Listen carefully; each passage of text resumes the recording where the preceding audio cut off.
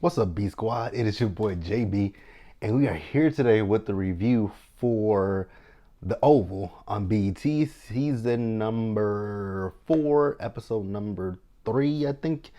Episode is titled Into the Woods. Okay, interesting episode, you guys. But before we go ahead and just jump into this review, if you guys are watching this video or any other on the channel and aren't subscribed, that needs you guys to do me a solid favor and stop taking me out on this date and having me pay for it at the end of it. Do me that favor by liking the video, giving me a big, huge thumbs up, subscribing to the channel, turning on your post notifications, sharing the video, and once again, thumbsing up the video. And with that out the way, you guys, without further ado, let's discuss The Oval on BT, shall we? All right, you guys, so this episode picks up where we last left off. So you guys remember the last episode that Hunter and Alonzo went to the hotel room with April Jones, right? Remember, April is an undercover cop. Undercover cop, right? Remember, the cops busted in on Donald and Hunter and April, right? So Alonzo goes and gets his gun and holds it up to Hunter, telling him if they don't let him through, he gonna blast him. I'm like, say what now? It was hilarious, you guys. It was hilarious because they had a long back and forth about let them go, let me go, let us go, or I'll shoot, I'll do it, I'll do it. So then he eventually leaves and he has a flash grenade that he throws on the ground and he blows the spot up. I was like, now, I was like, Tyler, what the? Really, Tyler? Okay, sir. So after that, they ran to the car. They got into his Prius. He backed up and boom, hit the police car. Then boom, went forward, slid between some other cars. I was just like, what? And then James Bond is going on. So then we move over to Richard's house, right? So Richard comes home and Sharon's like, Mr. Richard, Mr. Richard. Everybody left. Sharon is like, like a teacher's pet. Mr. Richard, Mr. Richard, I know the answer. Dale left. Kareem left.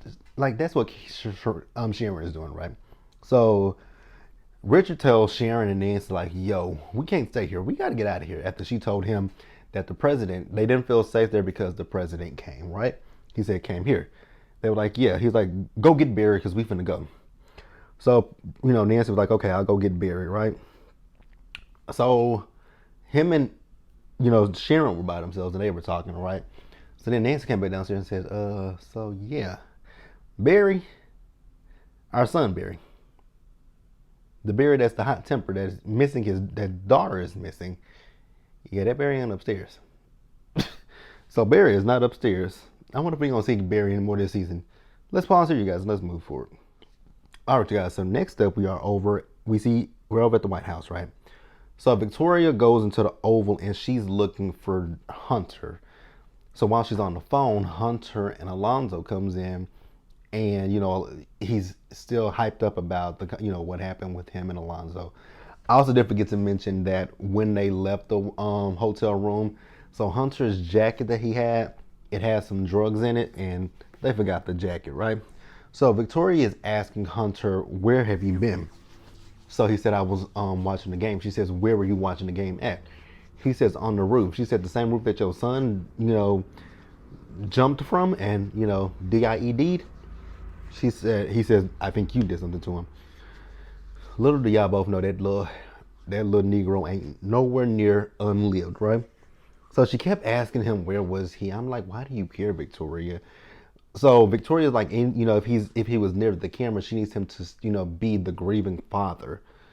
Are either one of y'all grieving parents? Because y'all don't care nothing about Gail and y'all damn sure don't care nothing about Jason. Victoria for damn sure don't care about Jason. She can't even say she cared about Gail. So then she also tells Hunter that the White House doctor said that, Jason succumbed to his injuries from jumping from the roof. But I'm just like, I know you had something to do with it, and I'm going to find out what it is that you did, and I'm going to make you pay for it. I was like, okay, Hunter. Yeah. Your son hated you, right? And what y'all gonna do when y'all find out that the little man is still alive? That's an interesting question. We gonna talk about that once we get to, because I just thought about something as I was talking aloud. Because when it comes to not Hunter, when it comes to Jason, we know that Jason's still alive. Richard knows he's alive, and so does Sam. But what happened at the end of the episode, I don't think VP knows. And I'm wondering, or does, like, I'm just confused. The end of the episode confused me, but we'll talk about it once we get there. There's just a lot of confusing things, right? So after she had the conversation with Hunter, she went outside to ask Alonzo, what did you do for Hunter? Who won the game? He's like, what game are you talking about? She said, I knew he was lying.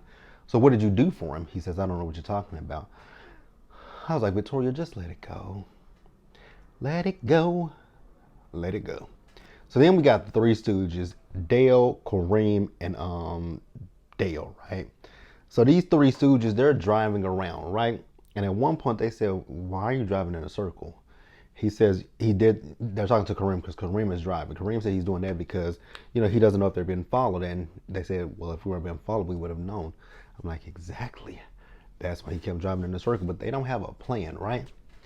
So then, they started talking about Donald and whatnot, and they asked, oh, that was a popcorn kernel. Ugh. Sorry, you guys. Popcorn, I had popcorn at my desk today. So they asked Alan, whose side are you on? Are you on our side or are you on their side? He said he tried to take me out. Yeah, bro, we know that. So then they were like, well, what is our plan? Because they don't have a plan. They're just driving around like chickens with their heads cut off, right? So Dale says, well, how about we go camping? They were like, go camping? Well, it beats driving around and you burn up your gas. So, and the way gas prices is, it beats that. So, hey, let's go camping. So let's pause here and move forward. So we see Bobby and Max. So they are watching Donald's house, right? So Donald has 12 Secret Servicemen on the house doing a detail, right? Bobby wants to go storm it. Max is like, now if it was 4 against us 2, I could take those odds, but that's 12 men. Ain't no way. So Bobby's whole thing is, okay, well, how about we reach out to the vice president so that he can go back to the White House? That way, when he goes to the White House, they'll lose some of the detail and then we can go in. So that's what they're going to do. They had a little back and forth about that, but they eventually came to the conclusion that that's what they're going to do. So Alonzo, we see Alonzo, he's outside and he's smoking a cigarette when another Secret Service agent came up to him asking him, what happened to your car? He's like, what are you talking about? He said, you saw that? He said, yeah. He said, it's a long story. So then the guy asked him, where'd you go tonight? I ran an errand. Did you run an errand for the president? So I'm like, sir, if you don't spit out what you want to ask, right? So what happened is, which I thought was so confusing too. So when Alonzo left the cops, they didn't even run outside. I know he hit him with a flash grenade, but bitch, they didn't even try to make it seem like they were trying to catch him. They hobbling out, and then they get in the car and nothing. I'm like, so y'all not gonna call for backup? Nothing. Like, it's kind of confusing to me, but hey. So his friend told him he knows somebody that works in the department, right? And they told him about Alonzo's car and APB being put out. I'm like, so wait, so okay, girl. Okay, Tyler, I'm rocking and I'm rolling with you, right? So the guy tells Alonzo that the next time that you do something like that, right, don't let somebody know. And he's gonna work on making Alonzo's car disappear. I'm like, oh, y'all gonna burn Alonzo's car? Oh no. Oh no. So then let's move back over to the Three Stooges, you guys. So we see that they pitched a tent. Kareem is in his feelings because Kareem is like, it's not big enough for the 3 of us. Yes, it is. He's like, that's, y'all know, since Dale's gay, he made a joke about it. It's been his fan. He likes it, right?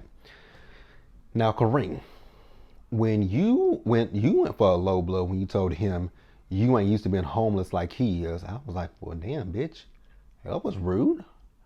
Then him and Alan got into it because he was talking about him and Sharon. And he was like, at least your girl is still here. Mine got hit with a bullet. And they want to say that their bullet, it was a straight bullet. Oh God. I'm still laughing about the whole situation with Ellie and her untimely demise. Because baby, what cop would believe that? Who would believe that about Ellie's? That was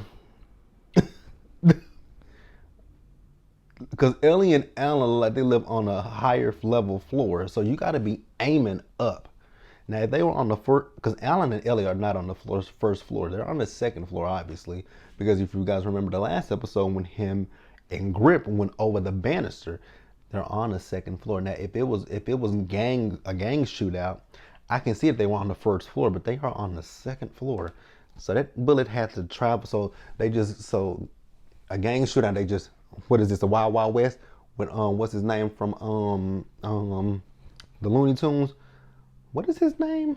Yosemite Sam. So we doing Yosemite Sam when he be shooting his guns up in the air. We Yosemite Sam in this bitch. Okay, Yosemite Sam. You guys, let's pause here and let's move forward. So let's move back over to Richard and Nancy and Sharon. They're still unable to find Barry, and Richard's like, you know what? We ain't really got time for this. We gotta go. Without Barry? Yeah, we gotta go. It ain't safe here. I'm like, damn, y'all really don't give a damn about Barry at this point, do you? So y'all, I'm gonna keep it real and honest with you guys. When it comes down to Donald and Lily's scenes, I am so over them. Tyler could scrap these scenes because to me, so you guys remember in last week's episode, Lily was screaming every time Donald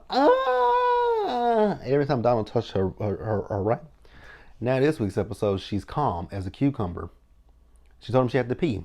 He put a little bowl in front of her and told her to pee in the bowl. How can she pee in a bowl? How can she get her pants down when you got her handcuffed? Then Donald is over here just relaxing like ain't nothing happened to him. I'm like, dude, you got shot in your abdomen. They did not take the bullet out of you. The bullet is very much still in you. So he did not give you no morphine. How are you still walking and not wincing at all? Oh God, Tyler. So Lily tells Bobby that Lily tells Donald that Bobby's coming. He's like, oh baby, I got 12 men. She says, when a man loves you, he'll go through 100. He says, oh, you think he loves you? Then I'm like, wait a minute. So did Bobby and Donald also have sex? Because he was making it seem like they had a little thing going on, right? So then she tells him, let me go, Don. He says, no, bitch. I'm like, oh my God. So next up, we move over to Richard's. And so we're back with Richard. So they make it over to Eli's house, right? So they're going to be staying there. When Sloan said y'all can stay for the night, I'm like, girl, somebody's trying to take them out and they can only stay for the night. Where are they going to go tomorrow? But okay, girlfriend. Okay. So but Richard told him he looking for his son. So he going to have to leave. So then Max comes in. Max is telling, Eli what's going on with Bobby and how Donald has 12 men on him. So they need to move him so that they can get to Lily because how is Lily a witness? Did I forget something? Did I miss something? Huh. Is Lily really a witness to something? I know you guys let me know in the comments because I don't remember. What is she a witness to? I don't remember.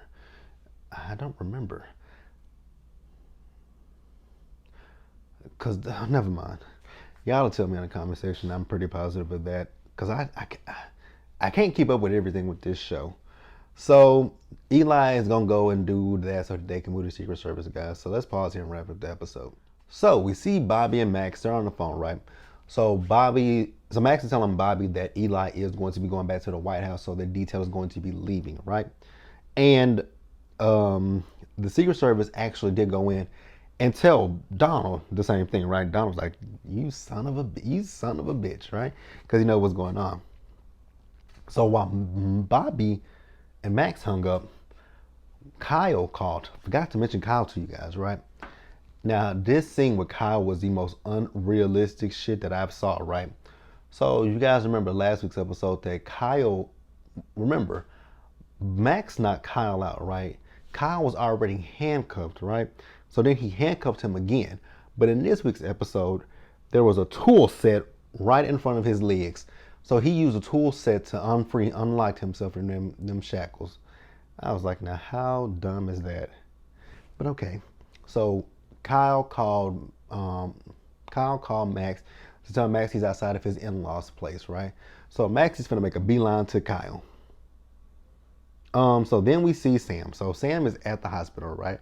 So he's trying to leave, and Priscilla says, "No, you need to stay, Sam. You just got out of surgery." So she calls the nurse in to give Sam, something to put him to sleep, right?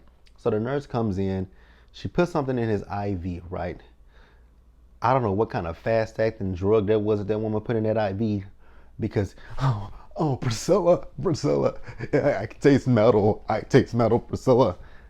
I was like, Sam, why are you convulsing? The woman literally just put it in your IV. Not the bag. Like, she just put it in the IV. It takes a minute for anything to hit when you have an IV in. Like, I should know, because when I had a little virus about in 2017, and they put they put an IV in my arm, and the woman was like, we're gonna put you to sleep, because they wanted me, she wanted to make me comfortable. And well, shit, that IV, I went to sleep before that IV. I went to sleep before that IV. I went to sleep before that medicine hit me. And yeah, because they had to run a lot of tests on me. But yeah, he was doing all of that. So he tells her he can taste metal. She took the IV out of him, right? So the end of the episode, you guys. Now this was the best part of the episode, right? So baby Victoria is one horny ass person, right? So she went down to an office. I didn't know where she was going, right? But there's two Secret Service men out there. I'm like, girl, you gonna let them run the train, huh? Because she was flirting with both of them. Then she went into the room, and who's in the room? It's Eli. Now, we found out that Eli and Victoria got a little thing going on. They sleeping with each other. I was like, I know you in line. But that was the end of the episode, you guys. It was a really good episode. The end of the episode was good. Minus some of the things in the middle that just didn't make any sense, like that whole situation with Kyle getting out of them. Girl. Let's discuss it in the comment section below, you guys. Subscribe to the channel, turn on your post notifications, share the video, and until the next time, stay safe. Take care of yourselves. Wash your hands, you guys. Wear a mask, social distance. Be blessed. Give me a big, huge thumbs up, and I'll catch you guys later.